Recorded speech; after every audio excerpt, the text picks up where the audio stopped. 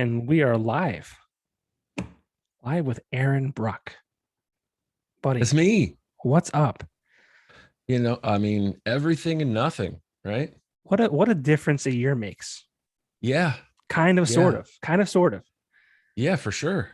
For sure. We're coming through like the last time we were talking, life was pretty crazy. There was a lot of uncertainty. I went back and looked. It was June 5th. At least it was June 5th when I put it out last year. Yeah. So a lot is different. I think there's some of the same. Mhm. It's really one question I have for you though. One question I have for you. I mean, you've been playing music for a long time. You've been lugging equipment. When are you gonna finally get your big break? I know. I'm gonna just keep trucking along and hope that one day by the good graces, it's gonna happen for me. I've been really pushing for you, man. There's no one more deserving in Northeastern Pennsylvania to like make it big, to be like in a big rock band, like one of the most popular bands in the world. If anybody should do it, it should be you. I'm gonna try. I'm gonna take the Hulk Hogan strategy. I'm gonna take my vitamins. I'm gonna say my prayers. Yeah, there you go. There you go. And the Hulkster is gonna carry us to victory. Well, anyone watching and listening, obviously I'm joking. Aaron is the bass player and vocalist, backup vocals for a little band called Breaking Benjamin. And I can't thank you enough for joining me tonight for my little place in the world that I call the Popko Project podcast. I'm more than happy to do it. And most importantly, you left out longtime friend, because we've been friends since way before any of that was a thing. Yeah. I'd hate to repeat the story because obviously we know the story, and but maybe my listeners don't. I mean, we go way back. Yeah. You guys can go back and watch the last one. It was good. It was really entertaining. It was one of the better Popko projects of all time. You should go back and revisit that. Put some likes on it. No, don't. I don't want that to happen, because that was on. That was for the Alt Natives After Hours. Oh, podcast. That's right. Okay, never mind. And that RIP Alt Natives. So that's why I started this. I started same platform, different channel. I have to say, it's same format, same kind of thing. Talking to my friends and guys and girls in bands and people doing cool things for our area. This one has your name on it. That's cool. This one has my name on it. I think you were one of the people. It was either you or Josh Balls, who I just spoke to 2 days ago. He's like, you have to have your name in it, because I didn't want that to be a thing. I didn't want my name to be like the title of the show, because I thought that was pretentious. But people were like, but people know who you are. It only makes sense. It's like how long have you listened to Joe Rogan for? Do you think he's pretentious for calling it the Joe Rogan Experience? Well, I mean, it's 2 different levels, buddy. 2 different levels. They might be 2 different levels, but it's at the same time. I mean, when he started that, he had Fear Factor fame, and he had Hardball, and he was a host of The Man Show, and what else was he doing? Stand-up comedian, all that too. Stand-up comedian, UFC commentator. I mean, he had a lot going for him. I mean, all I've got going for me is my beautiful wife and awesome kid. That's what I have going. I think that sounds like a lot, though. I mean, there's worse things. Sounds like a lot. I mean, I'm very blessed. I'm in a good place, but yeah. But yeah, man, a lot has changed. A lot is the same. A year and 4 months, 3 months later. Yeah. And I mean, your life is probably far different now than it was a year ago. I mean, Breaking Ben just got back from a little tour. Yeah. A year ago, it was just shortly after. It was shortly after I had been given the news that our summer tour would not be happening, and that everything was going to be like shut down. And we were in it was a place of limbo where it was like, who knows how long this is going to last, but we're going to do what we got to do to get through it. So, here we are a year later, still trying to get through it. Still trying to get through it. Still trying to figure out, there's still like a large population that just wants life to go back to normal. And it's like, at some point people are going to have to figure out that normal isn't normal anymore, and we have to figure out what the new normal is. Yeah, and go sure. from there. It's nuts. I did go back and listen to our last episode though, just so I didn't repeat myself for anything. But we talked about how your shows were canceled. You had a scheduled show with Pan.a.ce.a. For those of you who don't know, Aaron was in a band, a very popular band. I thought it was a band that was going to be the next big thing out of Northeastern Pennsylvania, Pan.a.ce.a. We should have been. Yeah. Yeah. But that was long story short, we should have been. But things worked out for you. Yeah. You did all right. Yeah. Yeah. But at the time that had gotten canceled because of COVID.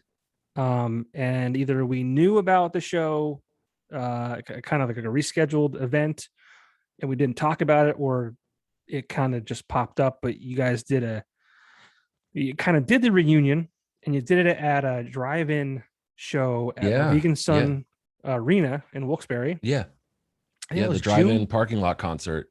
I think so. Yeah, that sounds June or right. July, one of the two. I don't know. I forget. But yeah, that one was a situation where Paulie had told me that the show was going to happen. I saw that the show was going to happen, and then I saw that they had it was announced that Pan.a.ce.a had canceled and dropped off the show. Yeah. So I was talking to my wife about it, and what a bummer that was. And she was like, so just text Paulie and tell him you'll sing. And I was like, okay. Yeah, I could do that. So I text Paulie and I was like, Kara told me to text you and let you know that I'll sing. so yeah, the fact that all came together is 100% credit to my wife. It was her idea, and me and Paulie are big dummies who didn't even dawn on us for a second.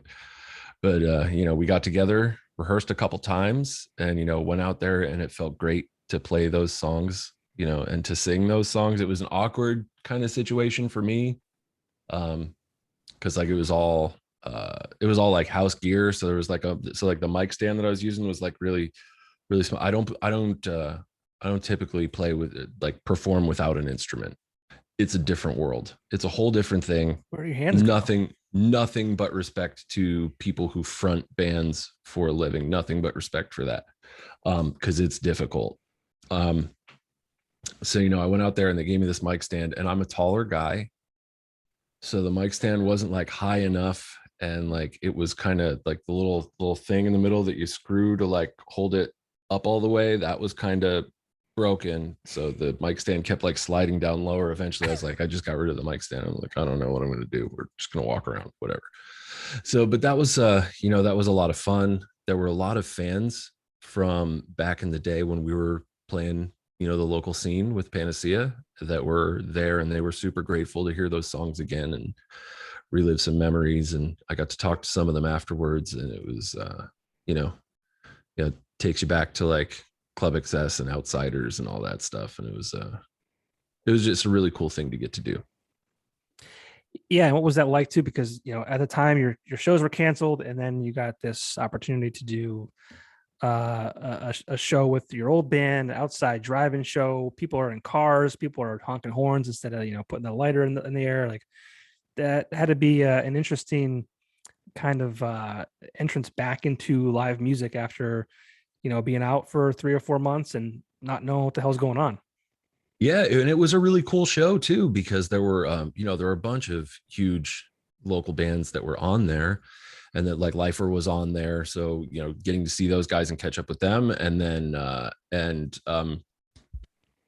and we actually shared bass players with Lifer for that show. Yeah. And then, cause Mike was the bass player in Pan.a.ce.a before me.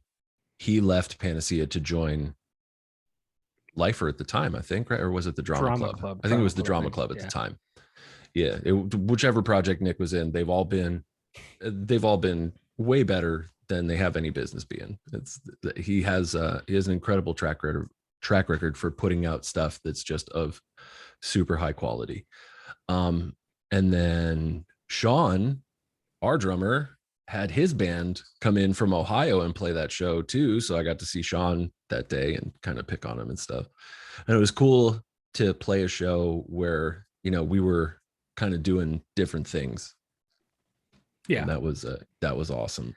But yeah, the change of going up and just being a singer was definitely the most difficult part. And I felt like it was at a time, the really cool, well, I shouldn't say the really cool thing, because there was so much cool positive stuff that happened, from like where the proceeds went to what they did with the merch and everything. It was super cool. It was all a great thing, but it was at a time where people had been, you know, we were coming out of one of the lockdown modes there, and it was, you know, people needed to get out and have something in their life where they could, you know, whether you could go out and interact with those people or not, you could at least see other people.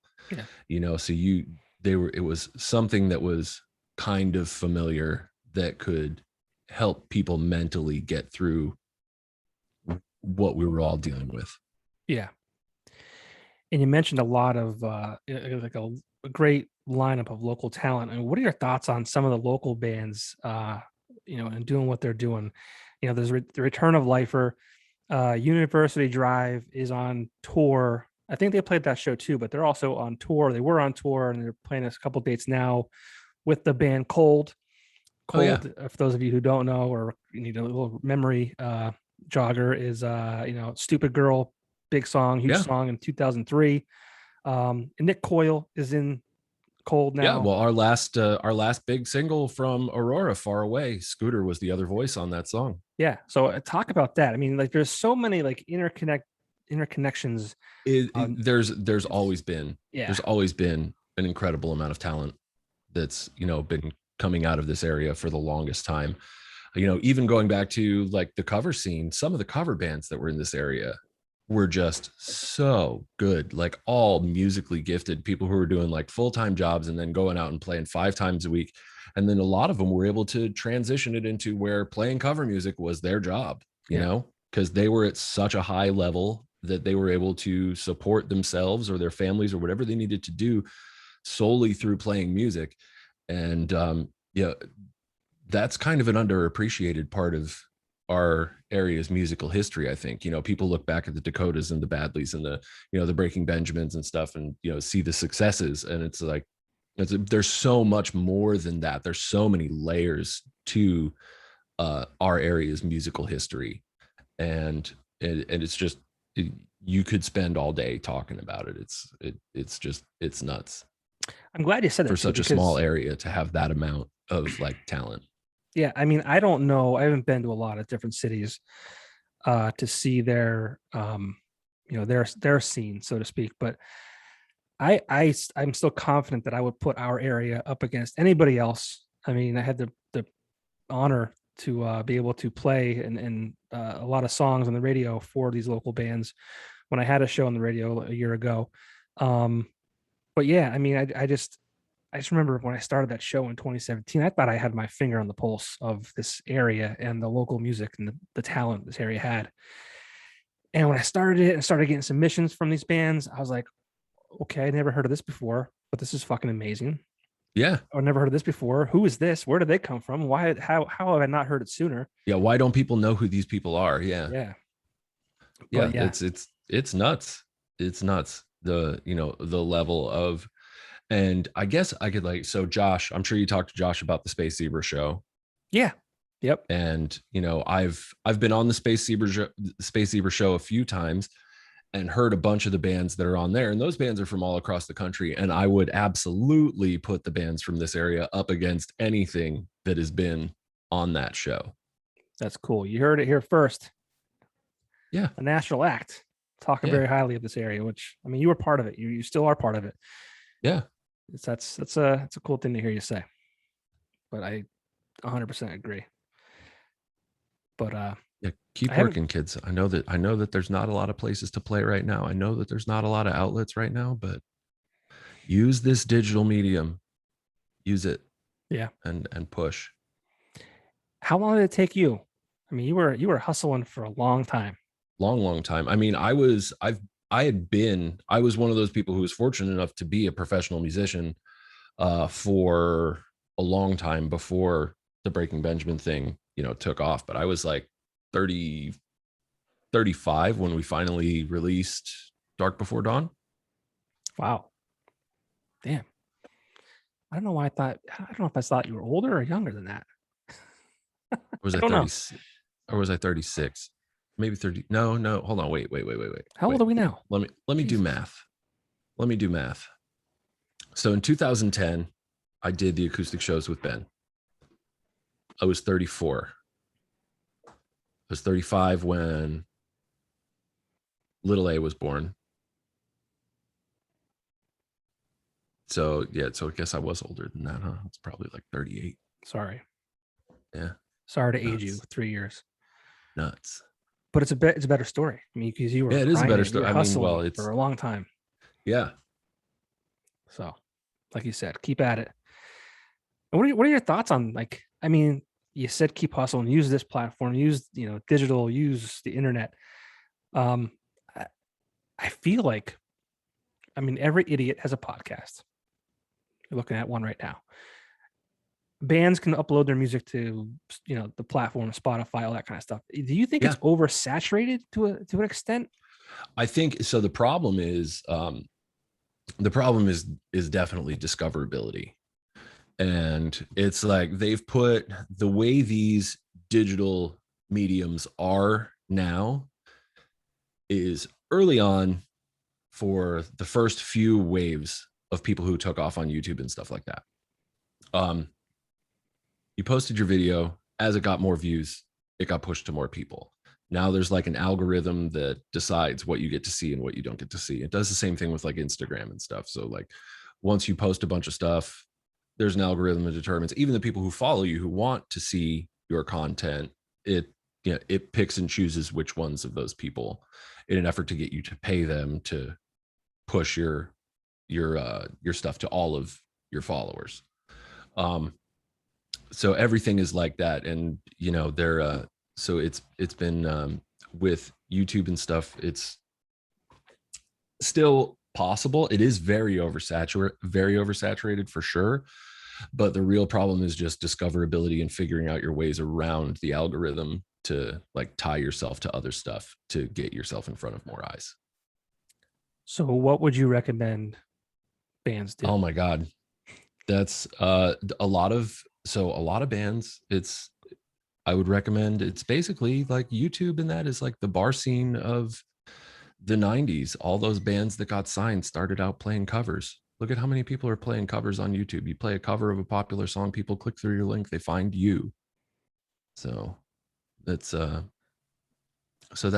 one definite way of, raising awareness of you as an artist, because while you're playing someone else's song on YouTube, you might not be able to monetize it or whatever, but people can see that you're a talented person and they can decide whether or not they want to watch you perform something else. Right.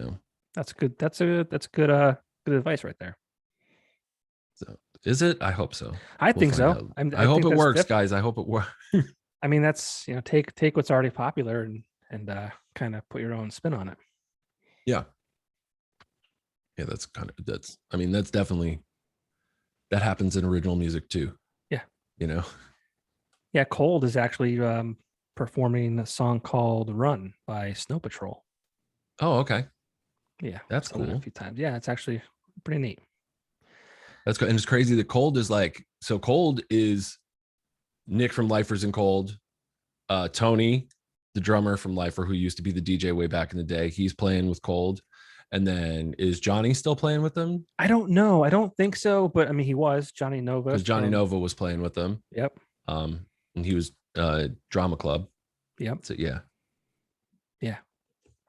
And Nick's bands. I mean, Nick was another one too that I was so happy to see him kind of get tied in with Cold, because like you said, he had Lifer, and I mean, I'm probably gonna miss some bands that he's been in, but Lifer, the Drama Club. Shit, I don't even remember now. I can't think of them. There were so many, and every band that he was in, or even his solo material, was all just solid work. Yeah, I'm trying to remember what they changed the name of Lifer to. My Downfall. That was it. Yes. Yeah, My Downfall. That EP was great too. Yeah. Like, so there's just a lot of really good stuff. There was a band that he started in 2016. Johnny was in that one too. it may have been my favorite band that he's been a part of. Oh man, Oh, Stardog Champion. no, No, that no, was with also Aaron. That was good, with Aaron. also good. Yes, Stardog Champion. Oh man, this is gonna drive me crazy. I don't even know how to find it quickly without having dead air here. But oh crap! Come on, John, you should be able to Yeah. figure this out. I don't know. Now, I remember, but I do remember the band, and I remember it was, it. He's got a, he's got a certain level that things need to be at, and they always are. Yeah. So when he got called up, so to speak, for Cold, I was like, that's awesome. Yeah, And another great, definitely. a band, popular in the early 2000s, still rocking and rolling. Yeah, I was glad to see them back. It was cool to have, Scooter be a part of that song on Aurora too, have him be a part of Far Away. It was great to see him for the video shoot and all that stuff. It was cool. It's so wild to see. Like, I mean, I knew of Cold, I was a fan. And it's just so neat to be able to like meet people like you and meet people like Nick, and then like them have a tie to him, because like he was like this bigger than life like person. Like, I mean, Yeah. I was 20 years old, or maybe younger than that, I forget.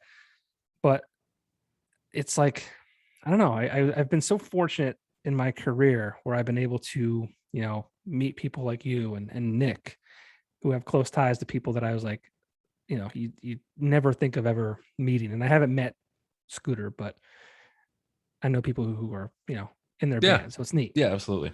That's which crazy. Yeah. Yeah. But I mean, so Breaking Benjamin, you were on a tour.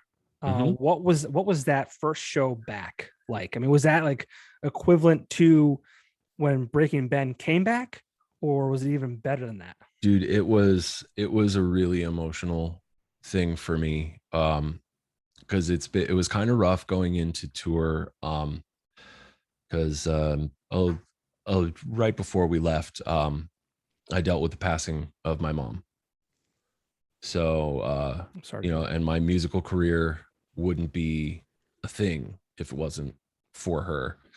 I remember, when she gave me the money to go buy my first bass. We couldn't really afford for her to give me that money, but she did, and she made me make a deal with her that I would stop arguing about going to school, and I would just go to school if she bought me the bass. So I was like, yeah, no problem. I didn't. It ended up getting worse. Because once I got the thing, that was it. Like, I knew, like, something immediately clicked. I was like, this is it. This is what I do now. This is my all encompassing purpose. And I just played that goddamn thing every day. And so thanks, Mom. Thank you for that. I'm sorry that I definitely didn't hold up my end of the bargain. I think she forgives you. I'm sure. Yeah, I think it's okay. Yeah, I think I'm it's sure okay. Yeah, you're right. So I had that. I had those emotions with me when we went out, and then our first show was at Blue Ridge Rock Fest. We should say that was awesome. There were about 40,000 people there, and we were the headliners of the first day. So we came back to this huge show with this massive crowd and just this massive PA system. Everything just, it was, the whole situation was just larger than life. And we walked out on stage, and we changed up the way we started our show. And we started with Dark, which is the first song on Dark Before Dawn. It's like just like a little musical intro piece at the beginning that has some spoken word stuff over it. And like, we started playing that, and we walked out, and it was like, all of a sudden, it's like just these emotions start hitting, and then we walk out on the stage and start playing the show, and just like the lights come up and the crowd just goes crazy. And I'm like, am I gonna cry right now? Is that what's gonna, am I crying right now? And there were a couple times I got hit with like just that feeling, like I was just gonna just break down in tears right there on the stage, because it had been so long.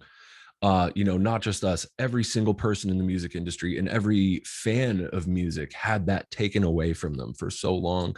And there was so much uncertainty that maybe it would never be like that again. So it was, you know, it was like, you know, it was overwhelming. It was overwhelming. And going back into it was just, you know, the appreciation that the people in the crowd had for being there, the appreciation that we had for them being there, and just being able to interact with each other in that familiar way again was just, it was a lot to process. Yeah, I imagine that was probably the longest you've gone without really performing, Ever, yeah. right? Yeah, ever. Since probably, yeah, since the first time I ever played a show, that's the longest Yeah. that I've ever gone without performing in front of people. Was, you know, was I think it was 558 days or something like that. Who's It was, counting? Who's counting? yeah, nobody. Yeah. Did you cry? I didn't. I was able to keep my shit together. I was like, you cannot cry in front of all these people. You cannot do that. So, Dude, and then it's like there were, and then like on the sides of the stage, there's people from other bands that are, you know, that I have a huge respect for, and they're all amazing people. And you look over and they're just standing there on the side of the stage rocking out too. And it's like, oh my God, this is so great. It's like, oh my, that's right. This is our life. Yeah. It's like, And it goes back to like you don't know what you have till it's gone. I mean, yeah. and that's I think that really kind of resonated a lot with everyone in the world through the last year and a half. You know, you really took for granted. That's the wrong. You know, I tried to see. Well, no, I get what you mean. So see, I'm in a unique situation because because this stage of it came so late in my life. I made a promise to myself that I would always, you know, respect the fact that all of this could be gone at any minute. The thing is, you know, you never anticipate that actually happening. Sure. And then it did. Yeah. So through no fault of anyone's, you know, there's bands that, you know, there's bands that are hugely successful and then fall off the face of the earth for like their own reasons or whatever, like their own internal stuff happens or whatever, you know, and then bands disappear. But it was, the whole industry was just gone. Yeah. And it was like, it was absolutely crushing and heartbreaking. And I'm so glad that we were able to make it through it and do that tour that we did, because it was definitely long overdue and much needed for all involved. And I think you added like a kind of a show to that little run. Dude, louder than life, right? Dude. I saw pictures. Phone call. I saw that pictures. phone call. That was one of those things. That was one of those ones where it was like, you know, I was, and again, talking to my wife, she's like, well, I don't know. I think your mom might be looking over you a little bit. Like, because we were getting ready to go home. It was like a couple days before we were going to come home from tour. And then we got a call that was like, hey, what do you guys think about extending the tour a couple days? You guys would have 3 days off in Kentucky, and then you guys will play on Sunday, and you're going to go on right before Metallica. And we're like, what? Right before who? Say that again. Like Metallica? Like that one? Metallica? The Metallica? I was like, you know, and when you're starting out as a musician, or when you're starting out in anything, you have these crazy lofty goals that are in your head. And, you know, you start with like smaller ones and then go to like what the end game is and be like, yeah, you know, one day I'm going to play a show with Metallica. And then that realization that, whoa, wait a minute, that day is Sunday. That's and then getting closer to it, it's like that day is today. So we were Chad Gray from Mudvayne was supposed to be playing in that slot. Chad Gray had contracted COVID and they had to cancel. And we were just like, absolutely, we will step in and take, and we were honored to be asked. And it was just incredible. It was incredible going out there in front of all those people again. so we bookended the tour with these massive crowds of like festival shows where we got to see all these, we got to see a bunch of our friends again that we hadn't seen in forever. Because we were on some pretty great days. Like, we did an interview with my dear friend and business partner Josh Balls that day. We did the Space Zebra show live at Louder Than Life, and I'm standing outside, and I was right before we started the interview. It's like I was talking to Mark Tremonti and Jose Mangan, Jose's Sirius XM DJ, and then Mark Tremonti is Mark Tremonti. For those of you that don't know, there used to be a band called Creed.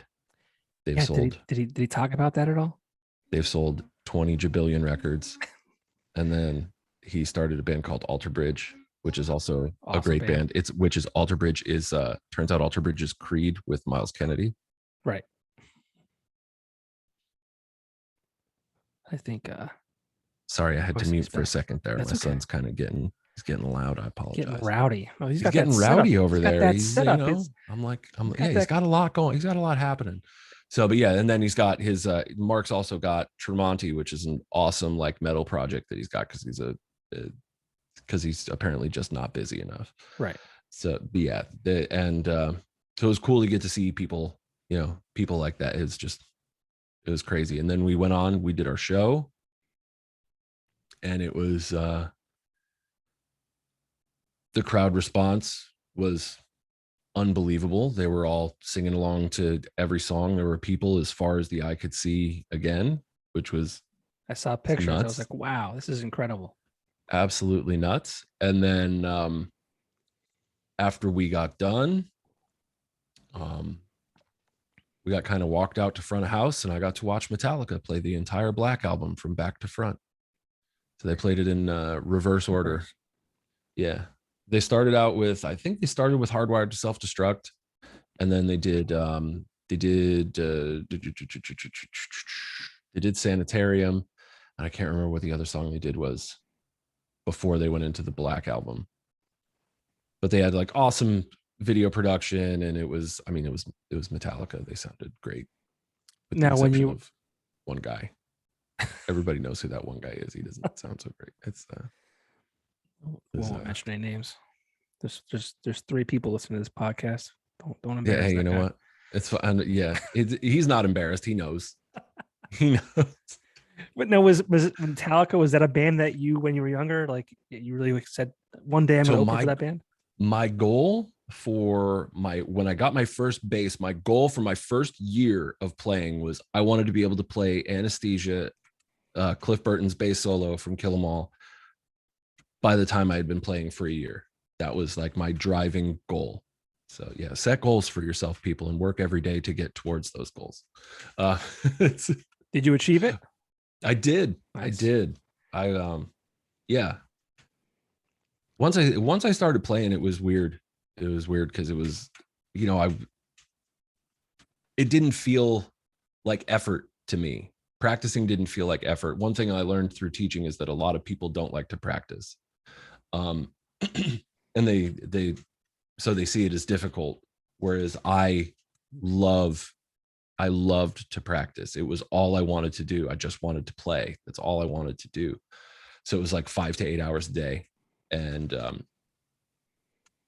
so yeah, I advanced at the beginning at a more accelerated rate than other people would have, just because of the sheer amount of time that I put into it. That's how you get there. Yeah. As far as the songs you guys played during your tour, I feel like from videos that I've seen, you kind of dug deep into the catalog. Is that accurate?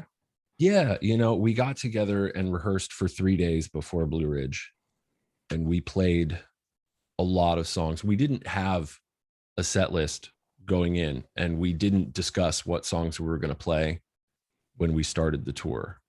We were just like, so I did that practice thing that I do.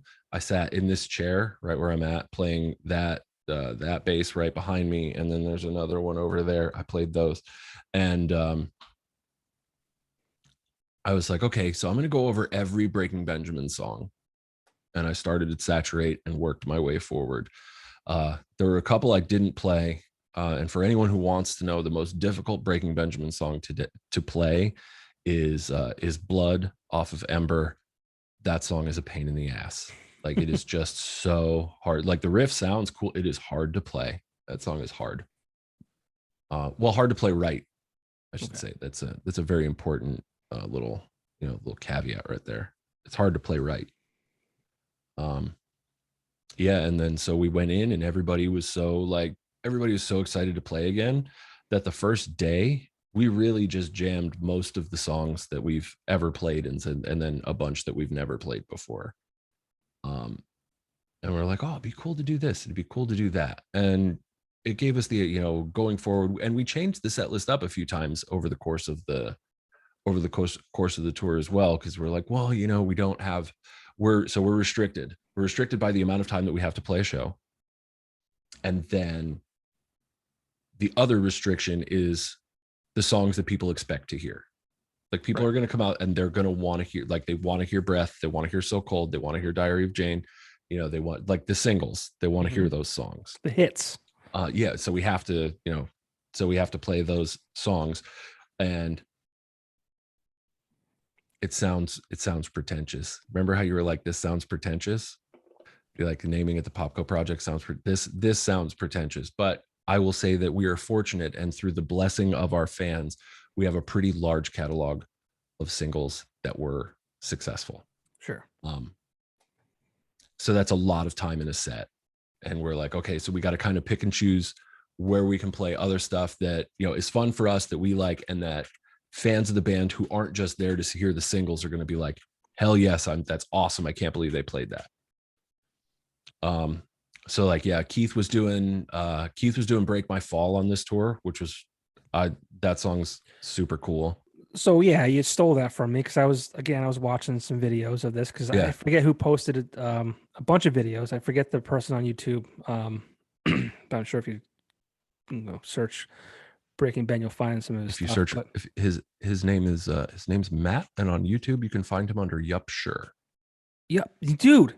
So okay, all right. So Yup Sure. I apologize. So I wrote some notes down. I try to be a professional host. So I wanted to take some notes. And so I wrote down this note that said Yup Sure on YouTube. So I'm reviewing my notes tonight before we're doing this, and I'm like, what